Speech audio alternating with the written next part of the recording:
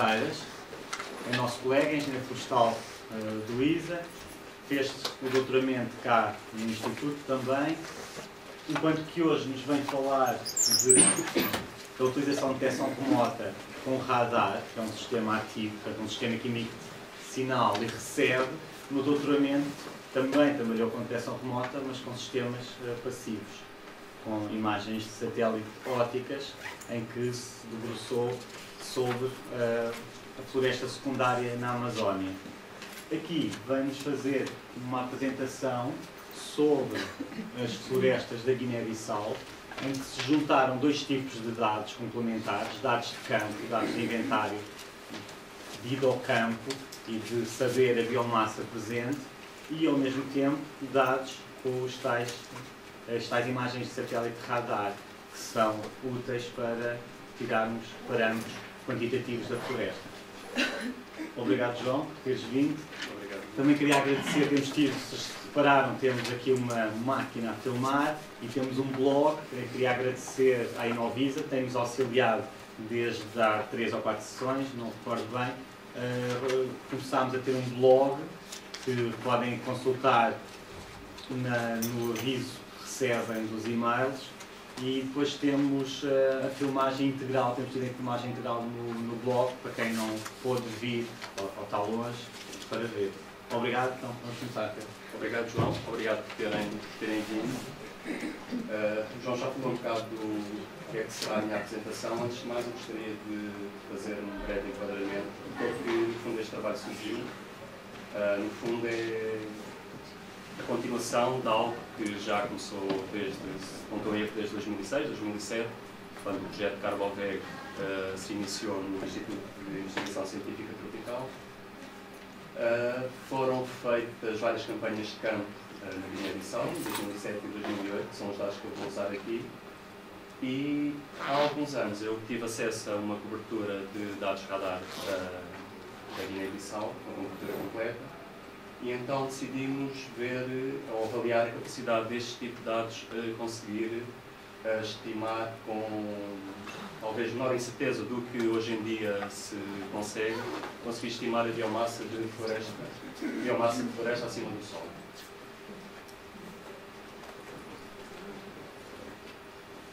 Isto vai ser um breve resumo da peça da apresentação, falar um bocadinho sobre os objetivos e o enquadramento do trabalho, falar um bocado também sobre a Guiné-Bissau, os dados que foram usados, tanto dados de campo como os dados de radar.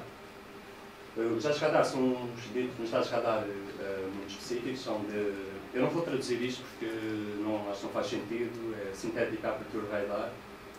O modelo que eu usei para fazer a modelação, que é um modelo que em Portugal chama-se aprendizagem automática, é uma variante de modelos de aprendizagem automática que não se baseiam em pressupostos sobre os dados. Depois concluo com os resultados e depois umas breves conclusões.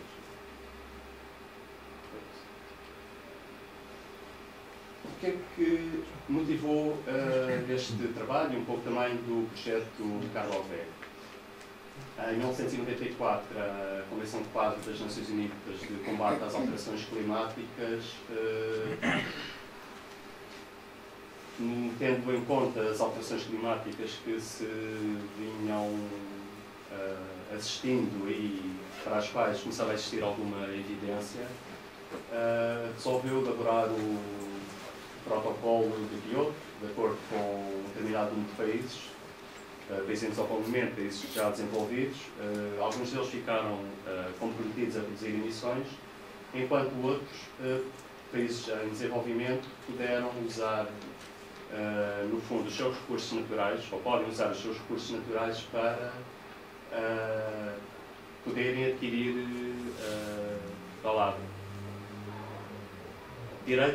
direitos de carbono que podem depois ser comercializados no mercado.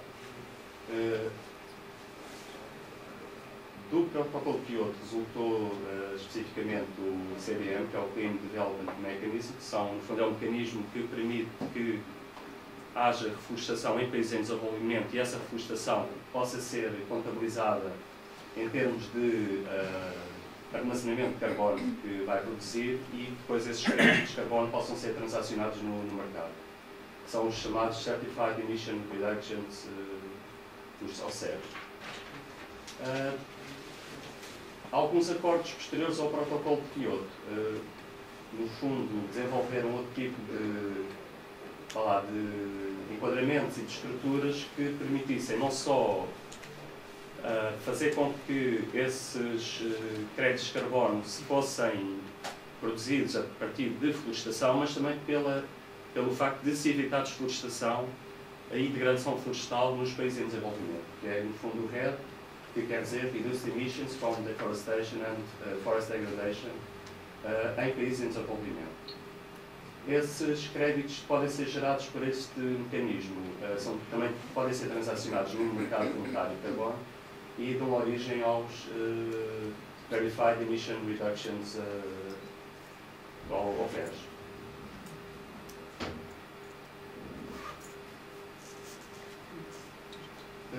Relativamente aos estoques de carbono, ou seja, armazenamento de carbono na biomassa, neste caso florestal. Ela tem vários componentes, está aqui bem discriminada. Isto é uma legenda, penso eu, também produzida pela Convenção de Quadras Nações Unidas de Combate às Alterações Climáticas. Branco está, no fundo, o que eu achei que são as componentes que, no fundo, podem interagir com o radar ou com outro tipo de sensores e que, no fundo, se conseguem monitorizar pelo uso de detecção remota. Dentro da biomassa viva, a biomassa viva acima do solo, no estrato arbóreo e estrato arbustivo. No estrato herbáceo, claro que depende, eu coloquei aqui só as que me pareciam mais indicadas para os dados de radar que eu estou a utilizar. São os dados de radar muito específicos, que interagem com elementos da vegetação já com alguma dimensão. Por isso, eu não coloquei ali o estrato herbáceo como um estrato que pudesse ser potencialmente pudesse interagir com este tipo de radiação. Claro que a biomassa abaixo do solo não interage por definição, por estar abaixo do solo e por não poder interagir com a radiação. Relativamente à matéria orgânica morta, a madeira morta em pé e derrubada interage com este tipo de sensor. Por isso, estes são os componentes que, neste estudo, os dados que eu utilizei de detecção de mato interagem com a vegetação.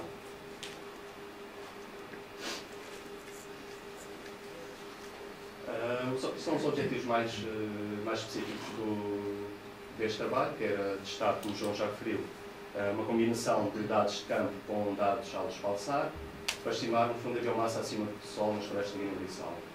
Mas também, com base no método que eu utilizo para fazer a modelação, para além de, em cada pixel, ou seja, em cada elemento de resolução espacial da imagem, atribuir um valor de biomassa acima do solo, um valor estimado de biomassa acima do solo, atribuir também um valor de variabilidade, para que quem vá usar saiba que aquele elemento tem uma determinada quantidade de biomassa, mas também que existe uma variabilidade associada à sua estimativa.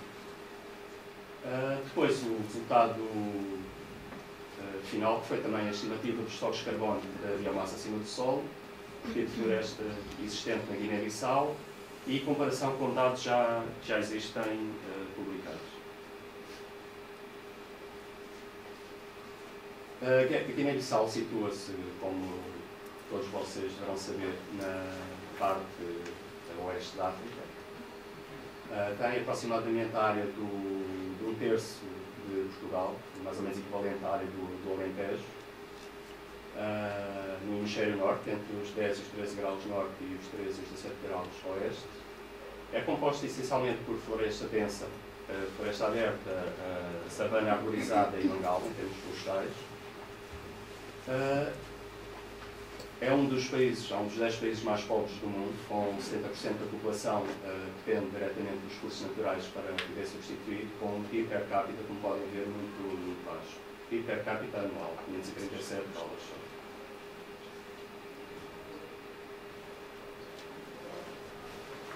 Isto é para terem uma ideia do que é a distribuição dos tipos de floresta na Guiné-Bissau, uma cartografia que foi feita com imagens do sensor Landsat Thematic Map adquiridas em 2010. Basicamente, na região costeira, toda esta região aqui, costeira, essencialmente marcada por mangal, floresta fechada e floresta aberta. Apesar da floresta aberta se existir mais para o interior, para a zona mais continental do país, embora vá perdendo a sua predominância, e essa no fundo é substituída essencialmente por savana arborizada. Como podem ver, a Guiné-Bissau tem uma área bastante extensa de mangal, ou seja, praticamente toda a costa banhada para o oceano, e mesmo em alguns rios onde a água com ainda alguma composição oceânica, água salobra, existe bastante mangal. No fundo é uma especificidade deste país, e para o qual também este tipo de dados é importante para avaliar qual, no fundo, a carga ou a densidade de biomassa que esse tipo de floresta tem.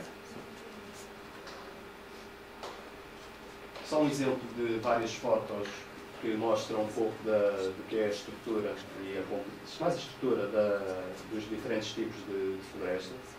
A floresta densa, essencialmente por árvores de grande porte e com pouco sul coberto, se não estou em erro. Estão aqui colegas meus que estiveram lá há pouco tempo, se quiserem. Se puderem, se vocês não perceberem alguma coisa da apresentação e se quiserem interromper, estão à vontade para que possa esclarecer algum detalhe que não entendam. Depois a floresta aberta, com algum extrato já arbustivo e também, obviamente, com espécie arbórea, savana arborizada, com uma grande componente herbácea, com algumas árvores dispersas, o mangal, ali no canto inferior esquerdo. E depois coloquei também aqui só como um exemplo um caso do que nós consideramos não floresta, que são as áreas agricultadas, que são utilizadas para a população subsistir.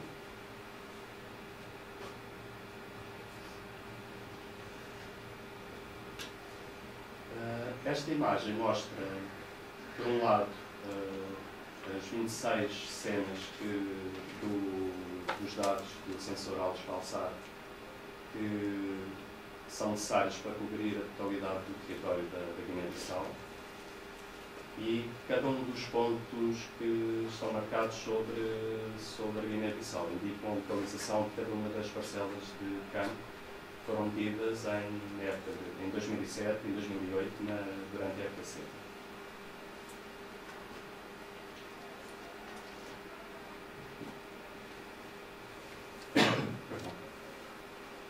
Essas 112 parcelas, como eu já disse, foram medidas em 2007 e 2008. De uma forma muito simplista e no fundo, para os objetivos que nos interessavam, foi medido para além de outras medições que foram feitas, mas as que nos interessam aqui para estimar a biomassa, a data e a altura. Foram medidos em parcelas de 20 metros de raio, mas com uma abordagem diferente, com círculos que se chamam nested plots, ou seja, com círculos concêntricos. Em cada um dos círculos são medidas árvores com uma determinada gama de diâmetro à altura do peito. Este tipo de parcelas é muito utilizado em casos onde existe uma grande variabilidade, não é? Por exemplo, como em Portugal, no caso de um pinhal ou eucaliptal, onde as árvores são por momentos escuros, em que as árvores, a maior parte delas, têm todas o mesmo diâmetro ou aproximadamente o mesmo diâmetro. Aqui não, aqui há elementos com diâmetros muito distintos, com alturas muito variadas, e então este tipo de plots, este tipo de abordagem tem sido aconselhado para situações como esta. Depois, com base no DAP e na altura de cada árvore, e utilizar indicações volumétricas que estão publicadas na literatura para árvores vivas, para árvores mortas e para mangal, ou seja, usaram-se equações para árvores segundo aqueles três casos, estimou-se a biomassa acima do solo para cada árvore e depois ao nível do... fez depois o upscaling para o hectare. Foram depois esses valores de biomassa por hectare que foram relacionados com os dados ALICE-Pulsar para depois produzir o tal bata de biomassa acima do solo.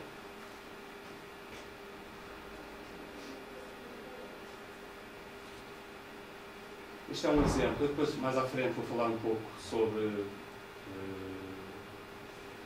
mais em pormenor o que é que são dados radar ou dados de sintética, abertura de radar, dados SAR. Isto aqui é apenas para mostrar um mosaico das 26 imagens que cobrem a Guiné-Bissau.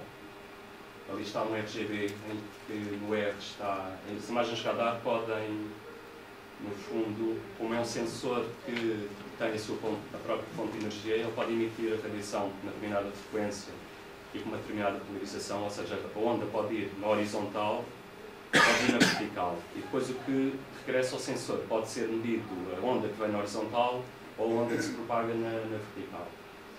Por isso é que ali temos as duas polarizações. O HH, que no fundo é quando o sensor emite radiação horizontalmente e mede que regressa horizontalmente, e o HV, quando ele emite horizontalmente e registra que regressa verticalmente. Como eu vos disse, as parcelas de campo tinham 20 metros. Estas imagens foram registadas e georreferenciadas para uma resolução espacial de 12,5 metros, para depois poderem ser compatíveis com os dados de campo, ou seja, uma parcela, no fundo, a unidade mínima que nós conseguimos, mesmo que as imagens tenham 12,5 metros, uma vez que a nossa medida de biomassa era ao nível de uma parcela de 20 metros de raio, faz sentido é que se degrade, no fundo, a resolução espacial das imagens radar para que seja mais ou menos compatível com a mesma resolução da parcela de campo. Por isso o que se fez foi passar de uma resolução espacial de 12,5 metros para 25 metros e nesse passo foi registado, no fundo, quando há essa degradação, foi registado o valor médio, que é o OCRI, o valor mínimo, o valor máximo e o valor do geopadrão para as duas polarizações, HH e HV. E no fundo foram estas variáveis, 8 variáveis, ou seja, a média, o mínimo, o máximo e o geopadrão para cada uma das polarizações, que entraram como variáveis independentes depois no modelo. Como vos disse, o João também já falou aqui um bocadinho disso no início. Relativamente à detecção remota, há dois tipos de sensores. Há os sensores passivos, são sensores que utilizam fontes de energia naturais, normalmente o sol, pensando nos sensores que normalmente se utilizam ópticos. E há depois os sensores ativos, que utilizam a sua própria fonte de energia, quer seja o micro-ondas, como é o caso dos sensores de radar, como o caso de, por exemplo, o LIDAR, que usam a sua própria fonte de energia, num determinado comprimento de onda específico, e que depois produzem imagens. Neste caso, eles referem aqui, isto é o tipo de dados que eu utilizo, sintética, abertura de radar. Há este tipo de dados que criam a abertura de radar, mas que não, em termos teóricos, não faz sentido usar, porque queria que os sensores, os satélites estivessem no espaço, tivessem umas antenas muito grandes para poderem funcionar com aquele tipo de tecnologia. Por isso, todos os sensores que existem no espaço e aerotransportados usam este tipo de tecnologia, o sintético, a abertura de radar.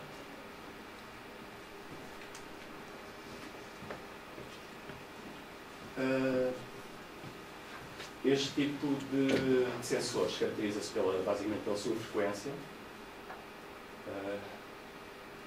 Isto é a terminologia basicamente do vosso lado esquerdo, a terminologia que foi usada durante a partir da Segunda Guerra Mundial para identificar e depois se manteve para identificar o tipo de banda que o sensor de radar utiliza. A que foi usada neste trabalho é de banda L, ou seja, com comprimento de onda entre os 15 e os 30 centímetros. Neste caso, o sensor ALICE-Pulsar tem um comprimento de onda à volta dos 23 centímetros. E depois, claro, com base na equação que está ali em baixo, em que a frequência é igual à velocidade da luz a dividir pelo comprimento de onda, está interligado, no fundo, o comprimento de onda e a frequência do sistema.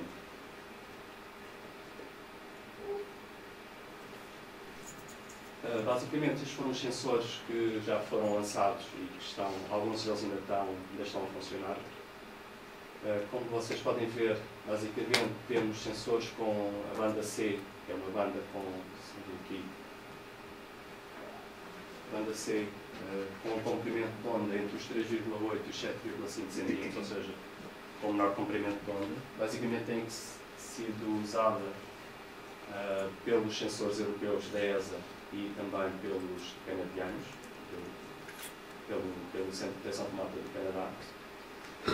Os sensores japoneses têm seguido uma abordagem diferente, têm lançado sensores com banda L, no fundo é este sensor que foi utilizado neste trabalho, o Alves Palsar, está ali, foi lançado em 2006, que é mais indicada para, no fundo, poder correlacionar com valores de biomassa, porque, no fundo, o comprimento de onda, os 23 cm, abarcam, no fundo, a dimensão do material luminoso que se pretende estimar com estas imagens. Enquanto que, por exemplo, sensores com banda C, com comprimento de onda mais baixo, saturam muito rapidamente sobre áreas de floresta. São úteis para a agricultura. Por isso é que eu, mais atrás, quando estávamos a falar nos reservatórios de carbono, vos disse que o que estava realçado era, no fundo, as componentes que seriam medidas pelo sensor que eu utilizei neste trabalho. Mas, por exemplo, no caso de monitorização de arroz e todo tipo de culturas agrícolas, se utilizarem um sensor com banda C, com comprimento de onda mais baixo, é evidente que ele é adequado para fazer a monitorização desse tipo de reservatório de carbono. Agora, as vantagens destes sensores comparados com, por exemplo, os sensores ópticos. Eles funcionam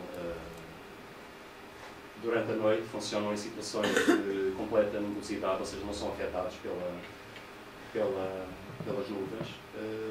Dependendo da chuva, também depende muito do sensor. Se usar um sensor com comprimento de onda que seja inferior às gotas de chuva, ele é afetado pela chuva.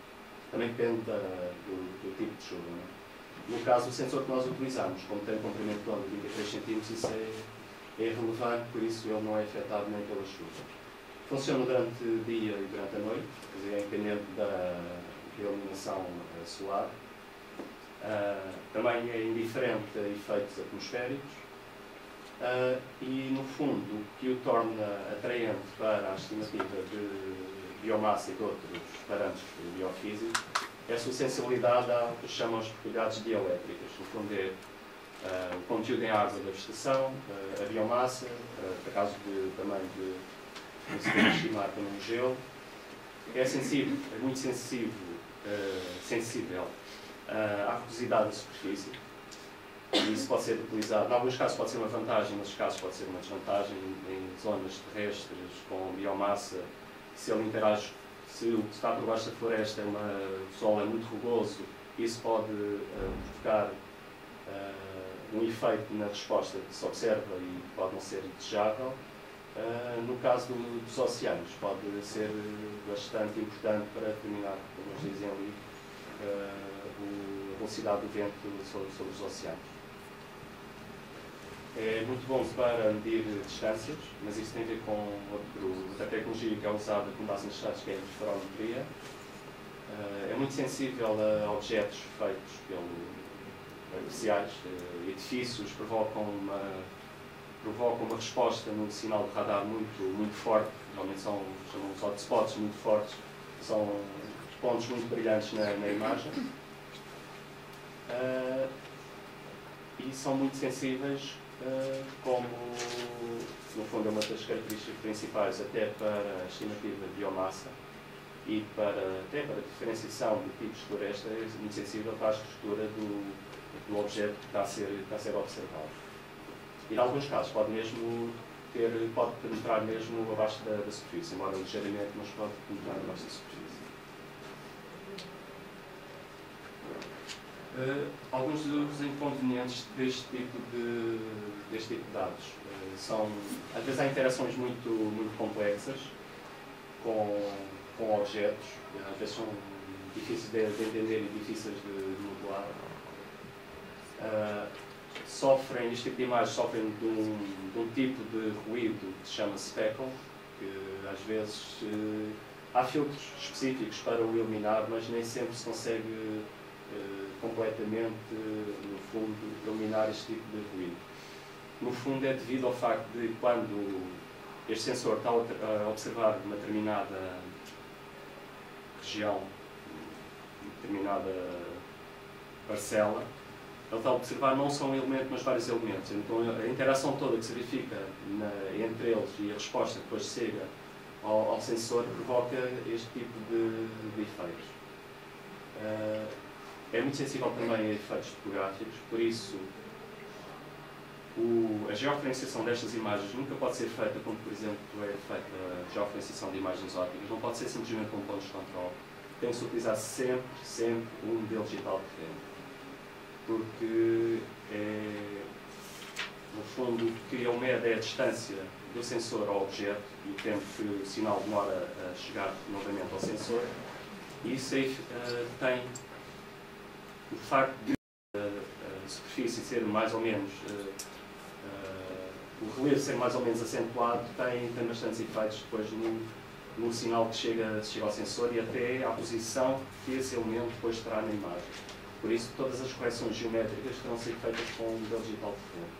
E há bocado, como eu já disse, é também o facto da rugosidade da superfície afetar bastante o sinal que depois chega ao sensor.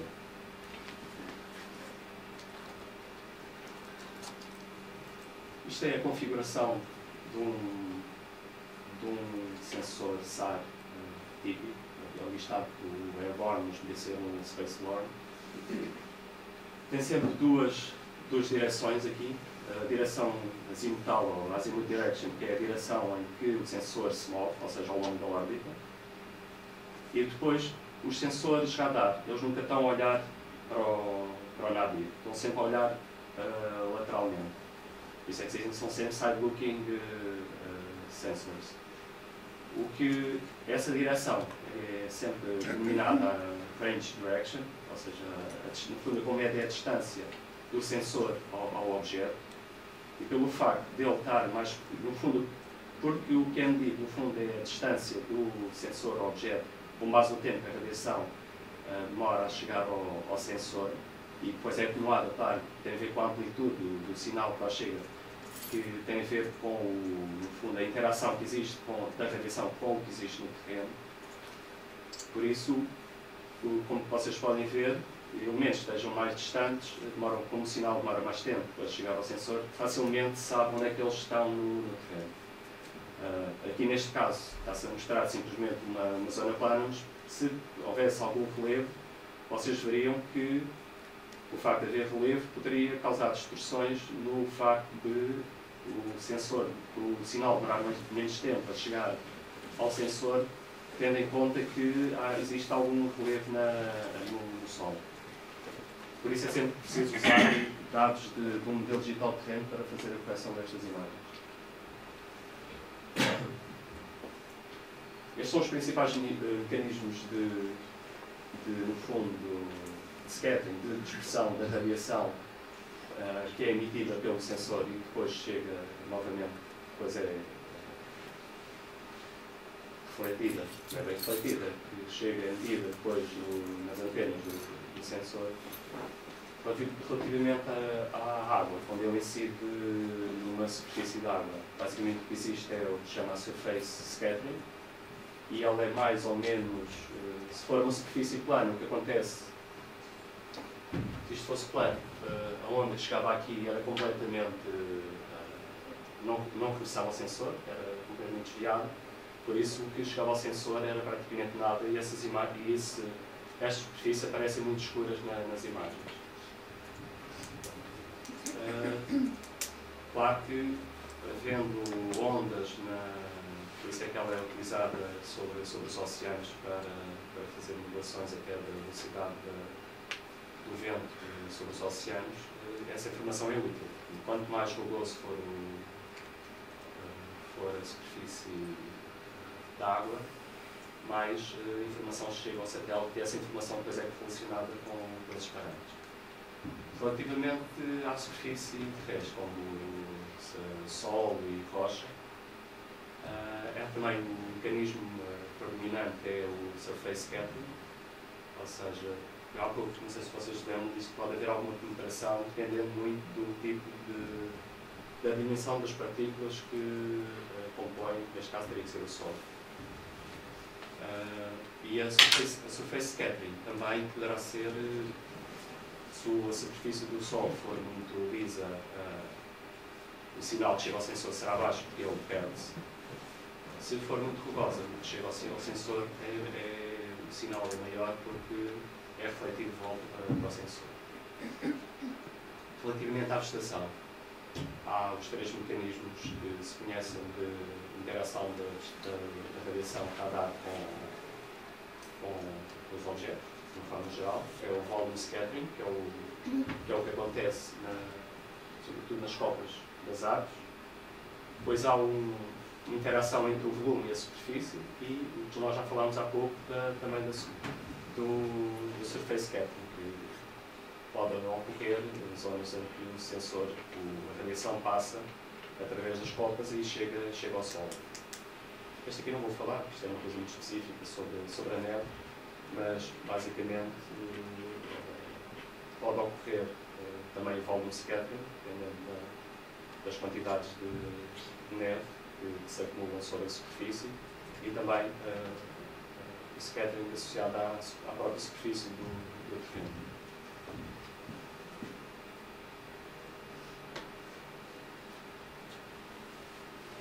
Este é aqui um pequeno resumo só do que eu disse, ou seja, ali estão as três no fundo, interações que são possíveis da radiação radar com a superfície, que é o surface scattering, volume scattering e depois a interação entre estes dois.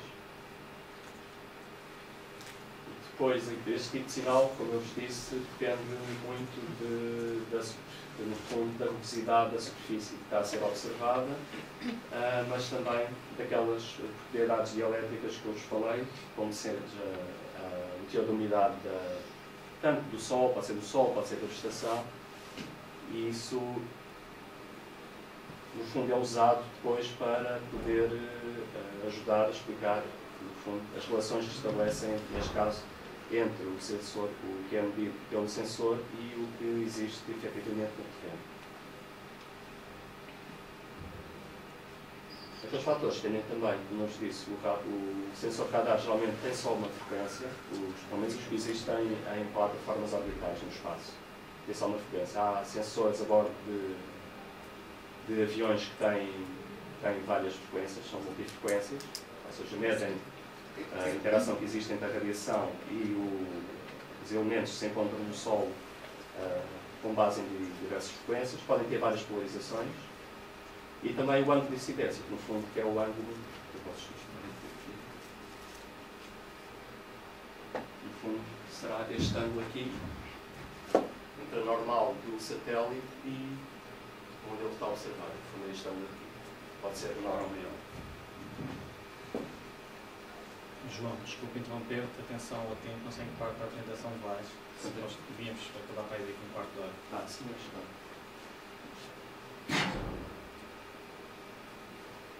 Este aqui basicamente é só para mostrar o que é que, por exemplo, um pinheiro, como é que ele é visto pelos diversos tipos de sensores consoante o comprimento do ângulo. Como eu vos disse, esta banda X, não está aqui a banda C, porque a banda X ainda é mais pequena, não consegue ser mais pequena que a banda C, ou seja, tem um comprimento todo a 3 cm por ali, isto interage sobretudo com as folhas ou com as agulhas da árvore. Na banda L interage sobretudo com os ramos mais grossos e com alguns aglomerados de folhas que sejam maiores. Na banda P, basicamente, só com o tronco, há parte do tronco. E na banda Q, tem um comprimento longo à volta de 70 cm, interage sobretudo com o tronco e com os ramos mais baixos. Isso depois é um comprimento longo que é muito utilizado, superior a 3 metros, mas basicamente interage só por isso. Ele interage, no fundo, o que dispersa a radiação são os elementos do que está a observar que têm dimensão parecida com, ou análoga ao comprimento de onda da radiação que está a ser emitida pelo sensor.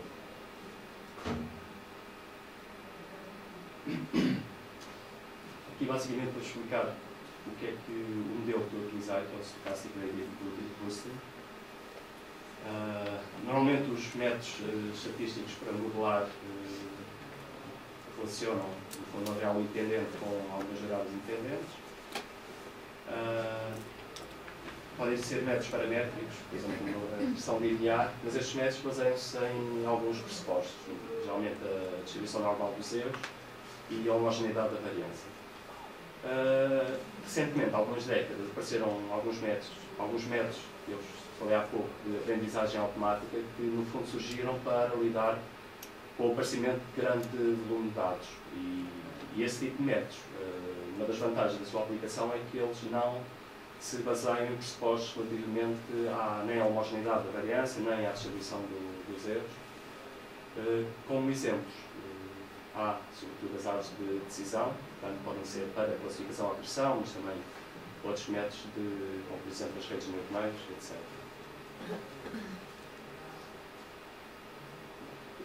No canto superior esquerdo tem um exemplo típico do que é uma árvore portanto pode ser para classificação, como para regressão.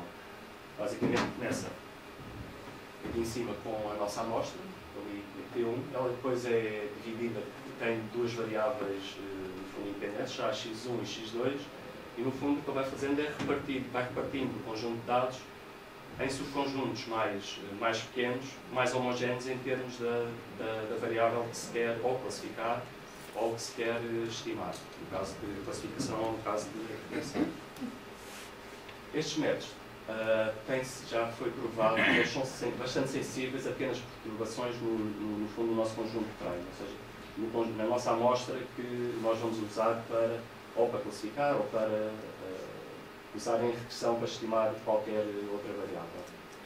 E então, este tipo de métodos vêm no fundo a sua eficácia bastante aumentada se introduzirem mecanismos de perturbação e depois recombinação dessas amostras.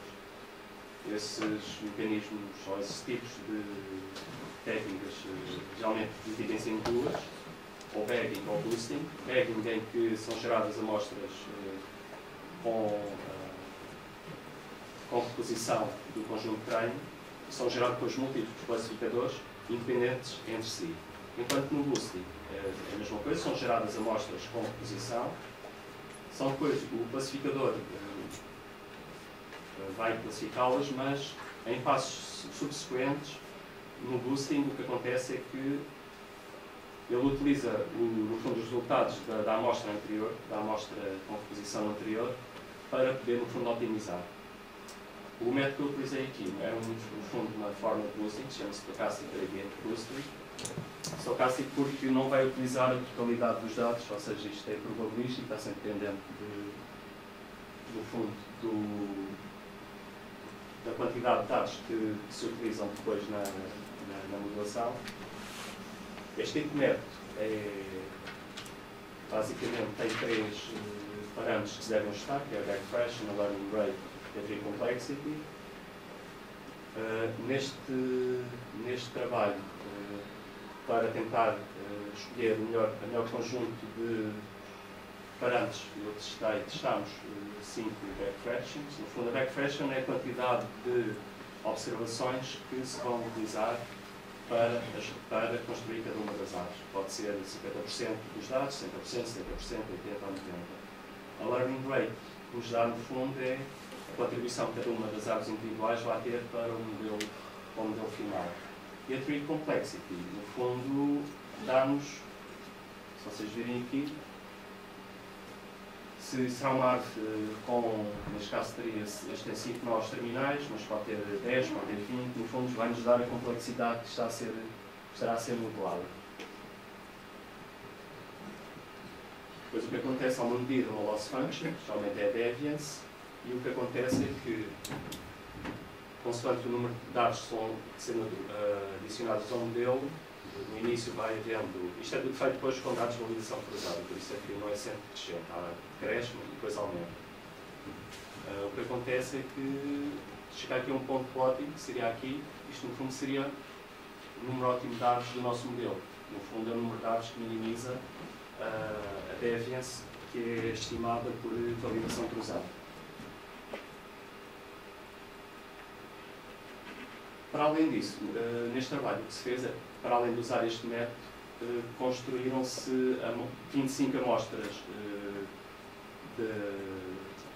dos nossos dados originais, com reposição, e depois combinou-se através de um processo de averaging, para produzir depois o nosso modelo final. Porquê é que se fez isto? Para que,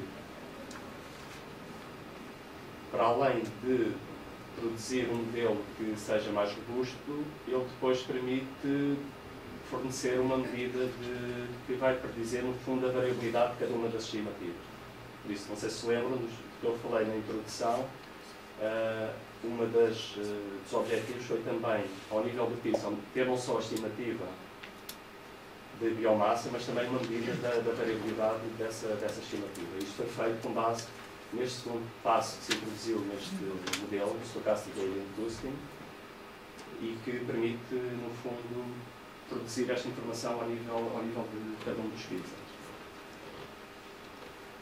Pronto, chegamos agora aos resultados do trabalho. No fundo, aqui nas abscissas temos a biomassa, acima do solo, e nas ordenadas, a resposta do radar, do lado esquerdo a polarização HH e do lado direito a polarização HV. Vocês veem que já há uma magnitude diferente. Em termos do HH, a resposta é sempre mais forte, não quer dizer que seja melhor, não quer dizer que a modulação seja melhor, que não é. Em termos de, apesar de ter alguma dispersão, este tipo de modulação é melhor HV do que HH, e tem também, cada um dos pontos, no fundo, representa um tipo de floresta. Existe um valor a partir do qual o sensor não aumenta a resposta, à medida que aumenta a biomassa. Neste caso aqui será à volta dos 80 e os 100 toneladas por hectare. E isso tem sido mais ou menos comum em todos os estudos que têm sido feitos com este tipo de sensores.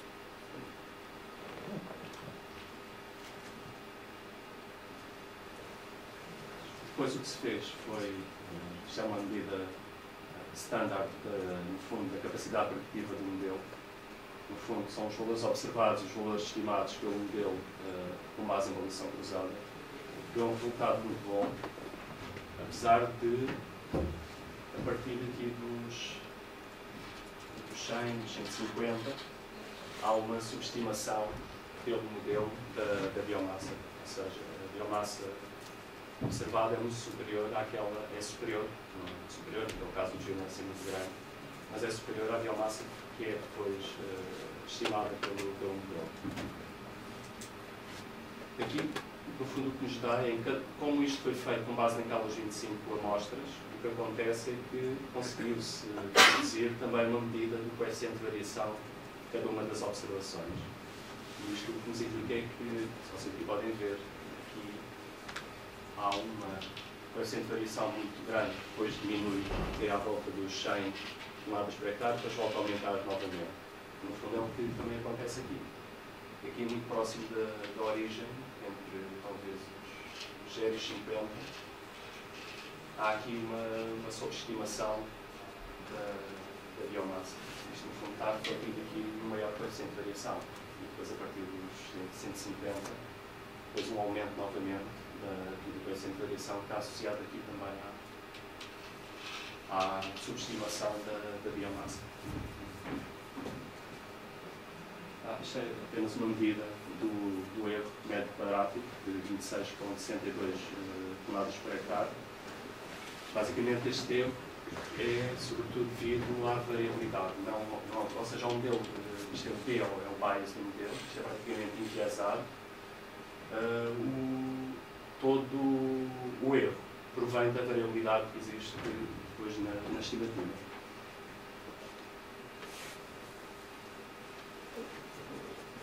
Isto é também um dos outputs deste tipo de modelos. Ele permite, no fundo, obter qual é que é a contribuição que cada uma das variáveis dá para o modelo final. Através de uma Variable Importance Index, permite-nos estimar, e como isto foi resultado de 25 modelos, também aqui isto é a barra do desvio padrão da importância de cada uma das variáveis. A variável de mais importância, como se espera neste tipo de modelos, é sempre a média da resposta na realização HV. No fundo, é aquela que interage mais com a copa das árvores e com os ramos das árvores, e por isso está de acordo com o que tem sido publicado na literatura. Isto é depois o mapa final da biomassa,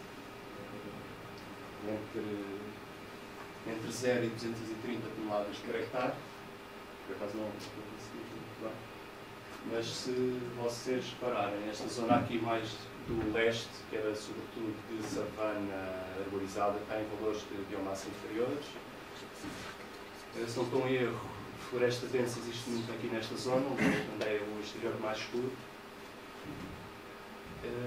Em zonas de mangal, que têm valores de biomassa relativamente mais baixos. Isto depois pode ser usado em combinação com isto, por isso é que eu vos disse que era importante. Isto, no fundo, dá-nos uma medida do coeficiente de variação da estimativa que foi feita para cada pixel no território da Guiné-Bissau. Ou seja, a variabilidade, o coeficiente de variação da estimativa em cada um dos pixels varia entre 7 e 260. Vocês podem pensar que 260 é muito grande, mas geralmente isso acontece para valores de biomassa muito pequenos. Por isso, vocês bastam ter 5 toneladas por hectare, se depois tiverem 10, 15, depois o coeficiente de variação é muito grande, mas o valor absoluto da biomassa não é assim muito elevado. Mas pronto, dá uma ideia e uma medida da variabilidade da estimativa que é obtida pelo modelo. Foi depois calculado o estoque de carbono para o território inteiro da Guiné-Bissau por tipo de floresta e comparado com outros estudos, com outros mapas de biomassa que foram produzidos que nós tivemos acesso e foram produzidos para a região.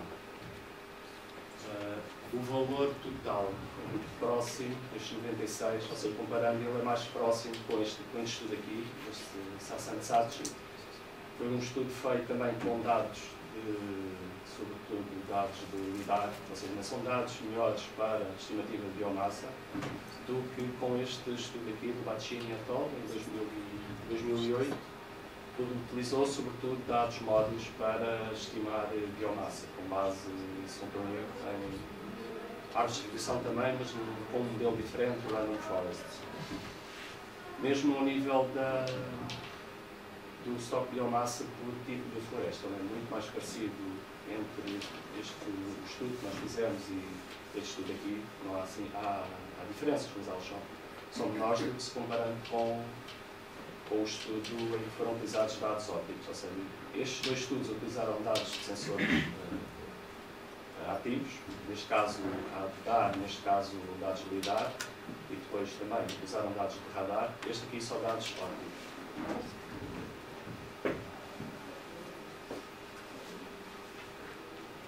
São basicamente as conclusões que já falámos aqui.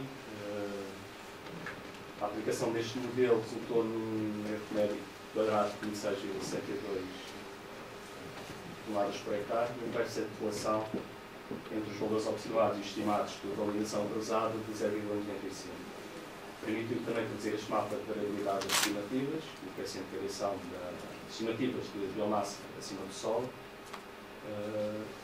que variaram de 7% e 250%, com um valor médio de 42%. Contudo, há alguns fatores que influenciam esta relação obtida. Ela não é boa, mas não é boa porque assim, poderia ser melhor se conseguissem modelar ou se conseguissem, no fundo, tentar modelar. No fundo, é isso. Outro tipo de efeitos que acontecem aqui. No fundo, é a heterogeneidade da estrutura da floresta na Guiné-Bissau, que é muito grande. Existem em algumas zonas, aves com diâmetros muito diferentes, alturas muito diferentes, e tudo isso influencia depois no sinal de radar. Por outro lado, há também muitas palmeiras na Guiné-Bissau. Isso são, em termos de estrutura, em termos de comportamento relativamente ao radar, pode ser muito diferente relativamente a uma floresta normal. Por outro lado, a dimensão e o tipo de parcelas da amostragem do campo podem também ser um fator que aumenta a incerteza na estimativa. Eu digo isto porque há estudos que indicam que quanto maior forem as parcelas, melhor será a relação que se obtém depois com este tipo de dados.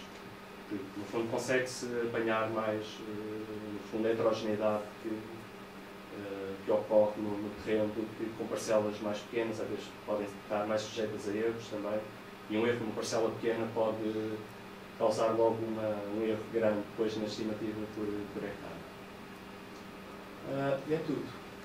Este trabalho que eu estive aqui a apresentar está a ser publicado nesta revista, depois se quiser podem consultar para ter mais detalhes sobre o que eu estive a falar aqui. Obrigado.